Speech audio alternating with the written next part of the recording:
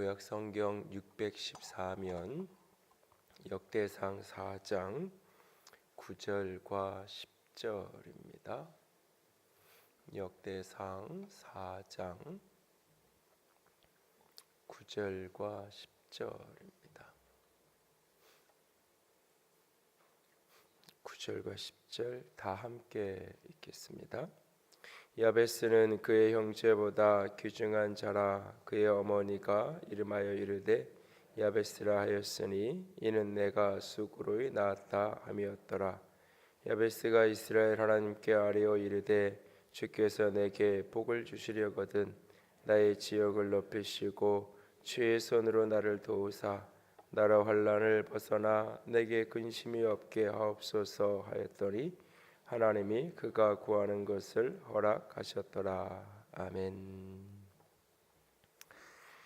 한동안 야베스의 기도라고 하는 책이 베스트셀러가 되었던 때가 있었습니다. 그래서 많은 사람들이 읽기도 하고 벌써 그 책이 나온 지 20년이 거의 다 되는 것 같은데 야베스의 기도가 읽혀지고 책뿐만 아니라 기도로도 또 이제 찬양으로까지 그러면서 전혀 성경 속에서 알려지지 않았던 한 인물이 그 책을 통해서 많은 사람에게 알려졌던 기억이 있습니다. 그런데 언젠가부터 사람들이 별로 그 야베스의 기도 그 노래나 그 어떤 기도나 책이나 이런 것들이 별로 이렇게 관심이 있게 멀어지는 걸 이렇게 보면서 왜 그럴까 이런 어떤 질문을 혼자 해본 적이 있습니다. 그랬더니 그러다가 어느 날 문득 마음에 떠오르는 생각 중에 하나가 이 성경이 이제 이 개역 개정판 성경으로 개역 한글판 성경에서 이제 성경이 개정이 돼서 이렇게 출판이 되면서 이 야베스의 기도문이 조금 바뀌어요. 그래서 오늘 우리가 사용한 이 본문은 주께서 내게 복을 주시려거든 나의 지역을 넓히시고 주의 손으로 나를 도우사 나로 환난에서 벗어나 내게 근심이 없게 하옵소서 이렇게 되어 있는데 과거 개역 한글판 성경에 어떻게 되어 있냐면 원컨대 주께서 내게 복에 복을 더하사 나의 지경을 넓히시고 주의 손으로 도우사 나로 환난에서 벗어나 근심이 없게 하옵소서. 뒤에는 똑같은데 앞에가 좀 틀리죠. 주께서 내게 복을 주시려거든 내 지역을 넓히시고 이 느낌보다 원컨대 내게 복에 복을 더하시고 나의 지경을 넓히시고 이 표현이 조금 더 강하고 조금 더 느낌이 이렇게 이 복을 받는데 조금밖에 싫잖아요. 이왕 받는데 복에 복을 더 받는다. 이 성경 구절이 굉장히 마음에 들기도 하고 그래서 사람들이 이렇게 좋아하지 않았을까 그런 생각을 한 번쯤 해본 기억이 있습니다. 사실은 이 야베스의 기도를 5가지 단락으로 나눠서 묵상도 하고 적용도 하고 이 기도문을 따라서 기도문을 이렇게 각 단락마다 이어지는 기도문을 풀어서 쓰면서 기도를 하고 소원을 가졌던 기억도 있습니다. 그러다 어느 날 이렇게 이 본문을 그렇게 이 내용을 중심으로만 본문을 자꾸 들여다보다가 그래서 야베스의 기도를 따라서 그대로 야베스가 했던 것처럼 나도 기도해야지 그러면서 기도를 계속 하던 어떤 시점쯤에 야베스라는 사람은 어떤 사람이었을까? 별로 알려지지 않은 사람이니까 그 사람 자체는 어떤 사람이었을까? 그런 질문을 가지고 본문이 역대상 본문을 다시 들여다보면서 묵상했던 기억이 있습니다. 본문은 이렇게 시작되죠. 그의 형제보다 귀중한 자라, 존귀한 자라. 형제들보다 굉장히 귀중하고 존귀한 사람이었다라고 말합니다. 그런데 희한한 것은 이 사람의 이름을 아버지가 이름을 짓는 게 아니라 어머니가 이름을 지어주고 있어요. 그리고 이 역대상 이 초반부 이 본문은 족보를 기록하고 있는 본문이에요. 그러니까 이스라엘 백성들이 애굽 그 바벨론으로 포로로 끌려갔다가 포로 이후에 돌아와서 이스라엘 민족의 정체성을 다시 기억하기 위해서 이전에는 이스라엘 민족의 정체성의 상징이 성전이었는데 그 성전이 다 무너지고 다 짓밟혀진 이후에 이스라엘 백성들이 포로로 가서 그 포로의 70년 세월이 지나고 그 황량한 다 폐허가 되어진 그 예루살렘 땅에 고향 땅에 돌아와서 그들에게 어떻게 그러면 우리가 다시 회복의 삶을 살아야 되는가, 어떻게 다시 이 제점에서 시작해야 되는가, 그런 시점에 하나님께서 그들에게 말씀을 다시 주시면서 이스라엘 역사를, 자신들의 뿌리를 다시 한번 회상하고 기억하게 하는 거예요. 그리고 이스라엘 백성의 역사의 절정기였던 다윗의 역사를 중심으로 해서 역대상이 전개되어지고, 역대하는 이제 그 다윗의 이 자녀들로 이어져 나오는 남유다의 역사를 집중해서 조명을 하면서 우리는 어떻게 살아야 되는가 하는 것을 역사의 교훈 속에서 다시 되돌아보는, 그래서 역대상은 1장부터 긴 족보의 이야기가 오랫동안 9장 10장까지 이어서 나와요. 이 족보라는 것은 대부분 이 남자를 중심으로 기록이 되게 되어 있어요. 당시 사회에서 여성은 거의 사람으로조차 취급되지 않는 그냥 종이나 소유물의 개념이었던 그런 어떤 시대 속에서 족보에 여자의 이름이 올라간다는 것 자체가 굉장히 특이한 케이스이죠. 그런데 오늘 야베스의 모습을 기록하면서 야베스의 아버지가 누구인지를 성경이 언급하고 있지 않아요. 그러면서 그의 이름을 어머니가 이름을 지어주었다라고 말하고 있어요. 뭐 엄마가 지을 수도 있지, 요즘은 얼마든지 그렇게 생각할 수 있지만 이 시대에 이랬다는 것은 무언가 피치 못할 사연이 있는 거예요. 아버지가 일찍 죽었든지 아니면 아버지가 누군지 밝힐 수 없는 상황에서 아이를 출산을 할 수밖에 없는 그런 상황이든지, 뭐 이렇게 아버지를 아버지라 부를 수 없는 어떤 그런 환경이든지, 어떤 상황인지 모르지만 이 사람의 아버지가 누구인지 밝혀지진 않아요. 그리고 어머니가 그의 이름을 지어요. 그의 이름을 짓는데 그 이름을 야베스라고 이름을 지어요. 그 야베스라고 이름을 지었던 이유가 뭐냐? 내가 수고로이 낳았기 때문이다라고 본문에 주석을 달아주고 있어요. 그런데 야베스라는 이 글자 자체의 말 자체의 히브리어의 말 뜻은 그 히브리어나 한자처럼 그 의미를 가진 의미어죠. 그러니까는 그 단어 하나하나들이 어떤 의미를 가지고 있는가, 이렇게 한자처럼 그것을 보면 많은 게 깨달아질 때가 많은데, 야베스라는 그 이름 그 말 그 자체를 직역하면 그것은 고통이라는 뜻이에요. 고통, 수고, 아픔. 여러분들이 아무리 자녀를 낳을 때 힘들고 고통스러웠어도 자녀의 이름을 고통이라고는 잘 짓지 않잖아요. 내가 고통스러웠어도 고통스럽지 않았으면 좋겠네. 그래서 희망과 소망의 의미를 담아서 이름을 대부분 짓잖아요. 그런데 이 어머니가 그 아이의 이름을 야베스라고, 고통이라고, 아픔이라고 이름을 지었어요. 그리고 성경은 주석을 달아줬어요. 왜 그렇게 이름을 지었냐면 수고로이 낳았다. 수고로이. 모든 여성들이 자녀를 낳는데 수고하지 않는 사람이 없잖아요.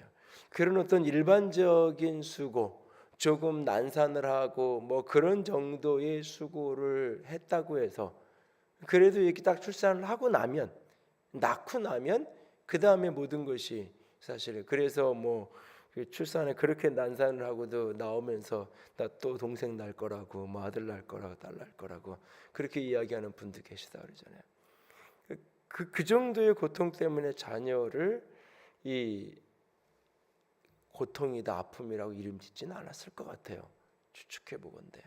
그렇다면 그 이상의 단지 자녀를 낳으면서 육체가 힘들고 아픈 것, 그 너머에 무엇인가 말할 수 없는 고통과 아픔이 있는 사람,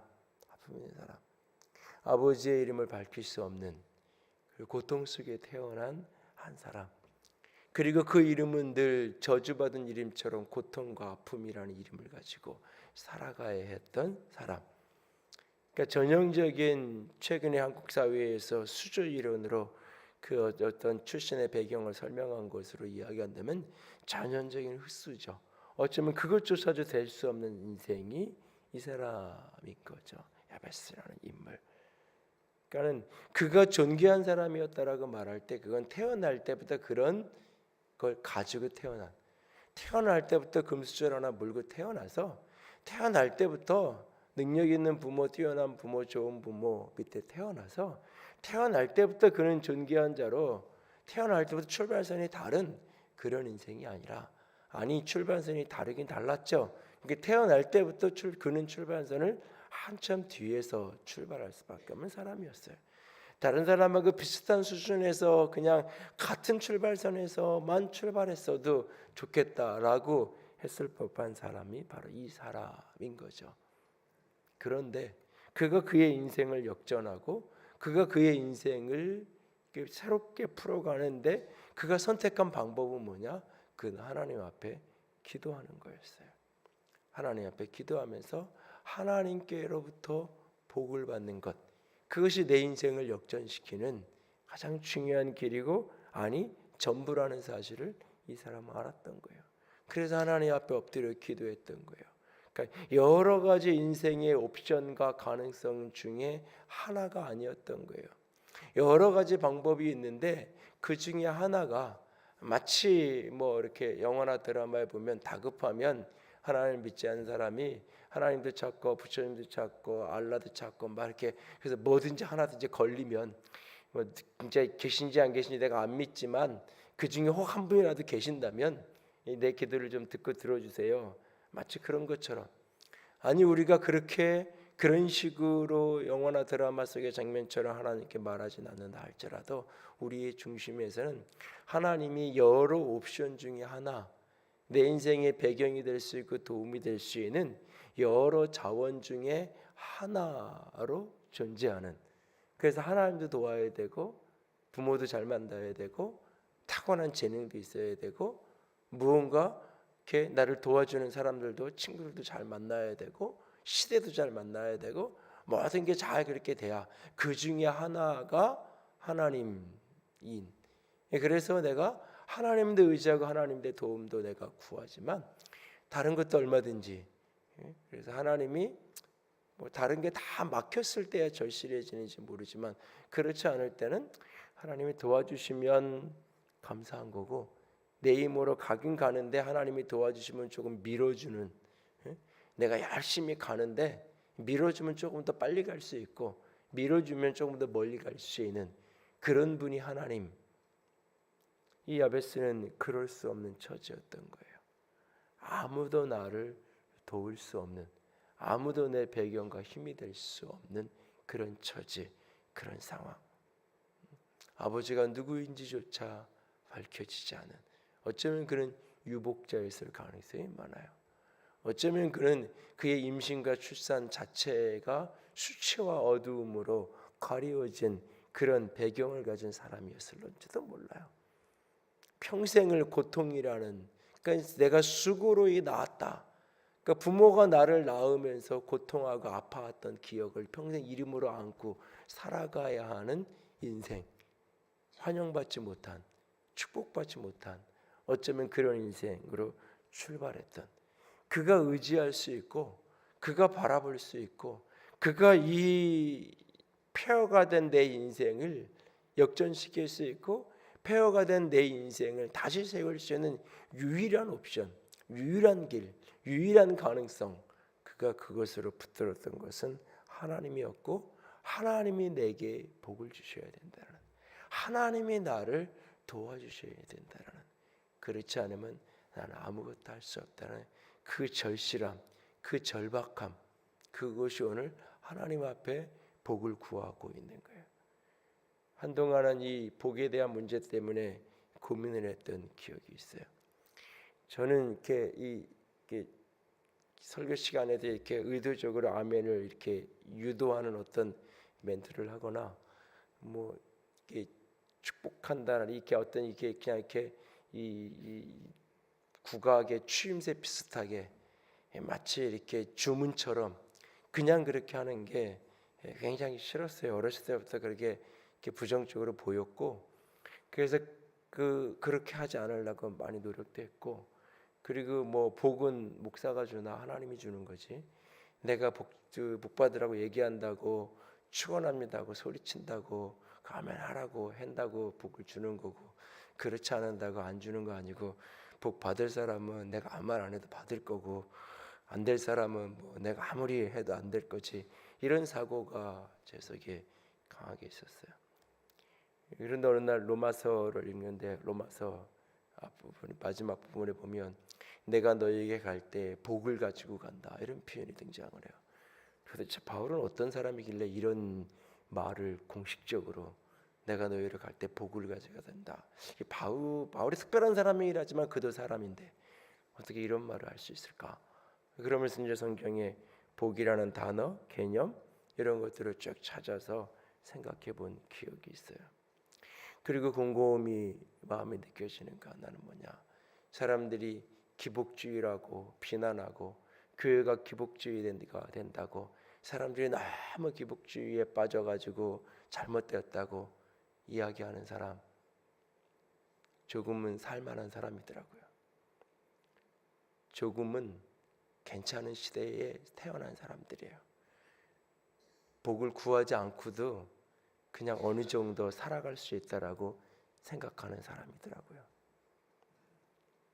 근데 진짜 기복주의적인 신앙을 하는 사람은 어떤 사람이냐? 입으로만 복을 이야기하는 사람이 아니에요. 하나님이 복 주지 않으면 살 수 없는 사람. 절대적인 빈곤, 절대적인 가난, 절대적인 아픔, 아무도 나를 도울 수 없는 폐허가 된 인생 속에서 오직 하나님이 아니면 소망이 없던 그 시절, 하나님이 아니면 소망이 없던 그 절망 속에서 오직 하나님만을 부를 때 하나님 내게 복 주시옵소서. 그 기도는 그냥 입에 발린 소리로서 추임새로서의 그냥 복을 이야기하는 게 아니에요. 주면 좋고 안 주면 말고 그런 의미가 아니에요. 그냥 하도 그냥 늘 복하다 보니까 한국 사람들이 동양 사람들이 그냥 늘 좋아하는 그 복이라는 걸 너무 글자 자체를 좋아하니까 복하다 보니 그냥 습관적으로 그렇게 나오는 그런 게 아닌 거예요. 진짜 그게 아니면 살 수 없기 때문에 그게 진짜 하나님의 복이 아니면 내 인생은 여기에서 일어설 수 없기 때문에 오늘 야베스가 왜 하나님께 내게 복을 주시려거든 내게 복의 복을 더하사 나의 지역을 높이시고 주께서 나를 도우셔서 주의 손으로 나를 붙들어 주셔서 환난이 없게 하시고 근심이 없게 하시옵소서. 환난이 무엇인지를 아는 사람이 이 기도를 진심으로 할 수 있는 거예요. 근심이라는 게 무엇인지를 아는 사람만이 이 기도를 진심으로 할 수 있는 거예요. 그냥 내가 근심 안 하면 되는 거지 뭘 저런 걸 기도를 하나. 그냥 내가 어려운데 안 가면 되는 거고 힘든 일 안 하면 되는 거고 위험한 일 안 하면 되는 거고 리스크 생길 만한 일 안 하면 되는 거고 그냥 내가 욕심 안 부리고 그냥 내가 살면 되는 거지 무슨 환난이 없기를 기도하나. 환난을 겪어본 사람 말이 환난이 무엇인지 고통이 무엇인지 근심이 무엇인지를 아픔이 무엇인지를 아는 사람만이 주님 주의 손으로 나를 도우셔서 나를 거부가 되게 해달라고 주의 손을 나를 도우셔서 나를 강하게 해달라 그 기도가 아니라 주의 손으로 나를 도우셔서 환난을 면하게 하시고 근심이 없게 하소서. 환난이 무엇인지 아는 사람이 이렇게 기도하는 거예요. 근심이 무엇인지 태어날 때부터 그런 환경 속에서 자랐기에 이 기도를 하는 거예요. 지금 하나님 당신이 내게 복을 주지 않으면 나는 살 수 없다고. 그리고 하나님은 그의 기도를 들으셨어요. 구하는 것을 허락하셨다라고 말씀하세요. 그리고 그를 형제 중에 존귀한 자라, 형제 중에서 귀중한 자라 말씀하고 계세요. 태어날 때부터 귀중한 자여서 귀중한 게 아니라 기도로 고통의 아들이 존귀한 자로 바뀌어질 수 있었던 거예요. 기도 가운데 환난과 근심의 터널을 지날 수밖에 없는 인생이 하나님 앞에 다른 모든 사람들보다 아름다운 인생을 살아낼 수 있었던 거예요. 오늘 야베스의 기도가 얼마나 절실했을까? 야베스의 기도가 얼마나 잘 받겠을까?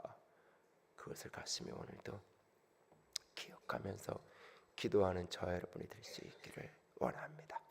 하나님 앞에서 하나님, 난 아무도 나를 도울 사람이 없습니다. 내가 기대고 의지할 존재는 아무도 없습니다. 오직 당신밖에 없습니다. 주님이 내게 복 주셔야 됩니다. 주님이 나를 도와주셔야만 나는 살 수 있습니다. 하나님 나를 도와주세요. 하나님 나를 붙들어 주세요. 그렇게 오늘도 절실하게 부르짖으며 기도하며 나아갈 수 있기를 원합니다. 함께 찬양합니다. 스바냐 3장인데요. 너희 하나님 여호와가 너희 가운데 계시니 그는 구원을 베푸실 전능자시라. 그가 너로 인하여 기쁨을 이기지 못하시며 잠잠히 사랑하시며 즐거이 부르며 기뻐하시리라 말씀하시는데요. 오늘 세상은 나를 흙수저라고, 세상은 나를 도울 자가 없는 자라고, 아니 내 부모도 때로는 나를 고통이라고 아픔이라고 이야기하는지 몰라요. 그러나 주님은 내가 너와 함께한다고, 내가 너로 인하여 기쁨을 이기지 못한다고, 내가 너희 가운데 함께 있을 거라고 말씀하십니다. 그 주님을 바라보면서 찬양하며 나아갑니다. 너희 하나님 여호와가 너의 하나님 여호와가 너의 가운데 계시니 그는 구원을 베푸실 전능자시라.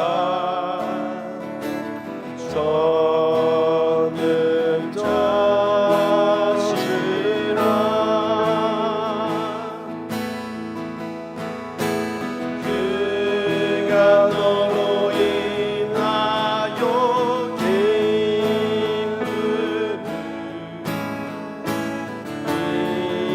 이기지 못하시며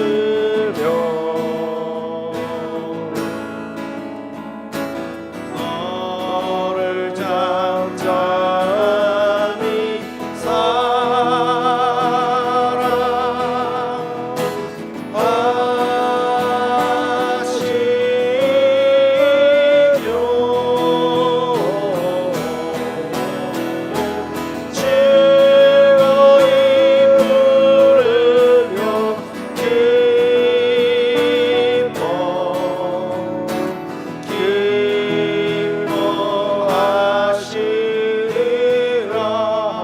고백합니다. 너희 하나님 여호와가 너의 하나님 여호와가 너의 가운데 계시니 그는 구원을 베푸실 전능자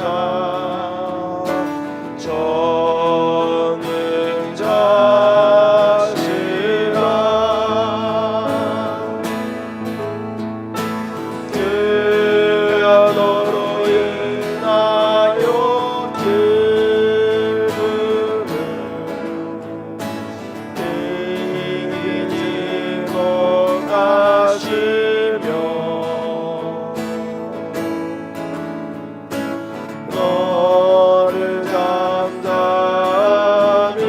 사랑하시며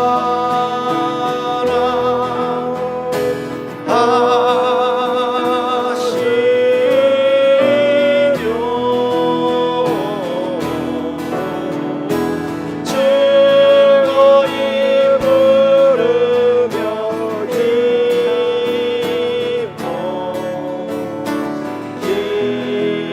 기뻐하시리라. 하나님 우리를 도우시기 원합니다.